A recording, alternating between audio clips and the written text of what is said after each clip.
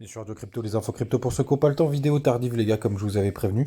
Je fais des grosses matinées sur ce week-end prolongé du côté du BTC des cryptos. Ça fait très très mal ce matin, on perd 2% du côté de BTC, mais c'est surtout Ethereum qui dévie, je vous expliquerai pourquoi derrière.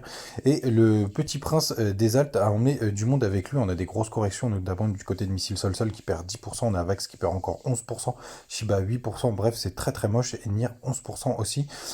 Très très sale ce matin, et j'ai vu un petit nouveau qui est XCN, je sais pas du tout ce que c'est. Si quelqu'un a des infos, n'hésitez pas à le mettre en commentaire. Mais bien évidemment, je vais me renseigner sur le sujet. Du côté du daily, vous voyez, c'est très intéressant. On a vraiment cette borne basse du range qu'on a ici, qui est aux alentours des 28 637 dollars. On a eu une mèche d'excès, d'ailleurs, qui a pris mon petit stop, parce que je continue à m'amuser du côté du trading. Mais vous voyez, là, on a vraiment encore touché le bas de range ce matin, et le haut de range, le plus prudent, on va dire, il est plutôt aux alentours des 30 500. Mais même moi, je joue sur des plus petites time frames. Du côté du Max Pain Price, on l'a pas du tout respecté. Il est à 34 000 dollars, mais je crois que ça clôture à 9 h ou à 10 h. Mais en tout cas, je pense pas qu'on ira le chercher.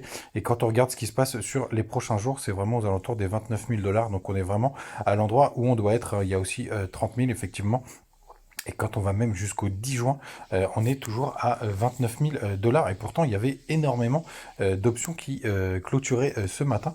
Et pour le coup, on s'est même pas trop rapproché de ce Max Payne. Et tout simplement, je pense qu'il y a énormément de gens qui sont encore en longue.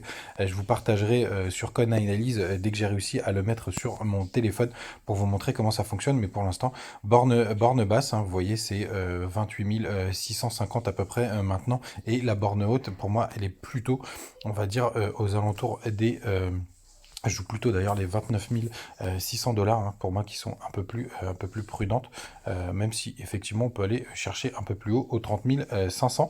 Mais vous voyez, ce triangle de compression, finalement on l'a respecté sur pas mal de points, mais c'est plutôt le range en fond qui fonctionne le mieux. Qu'est-ce qui s'est passé du côté d'Ethereum et ça a envoyé tout le monde à la baisse? Tout simplement, il y a eu une réorganisation de 7 blocs. Je vous la fais très courte, les gars, pour que vous compreniez, mais en gros c'est des transactions qui ont été opérées et finalement qui ont été annulé. Donc imaginez, vous avez passé des ordres, vous avez fait des transferts, etc. Et tout ça d'un coup est annulé. Et donc en général, ça c'est soit une attaque, soit des bugs. Et là possiblement, ça a été un bug. Et forcément, quand ça arrive, ça a fait peur à tout l'écosystème. Et Ethereum, qui était déjà pas en très bonne posture d'un point de vue graphique, forcément, ça l'a emmené avec lui. Et d'ailleurs, c'est ça qui a fait cette fameuse mèche sur le BTC. Ça a été à ce moment-là où tout le monde a pressé cette baisse, où là on a retouché les 28 000 dollars. Voilà les gars, vous savez tout. Passez une très bonne journée. Comme d'habitude, on reste connecté avec un petit peu de retard, mais je suis toujours là. Et à demain.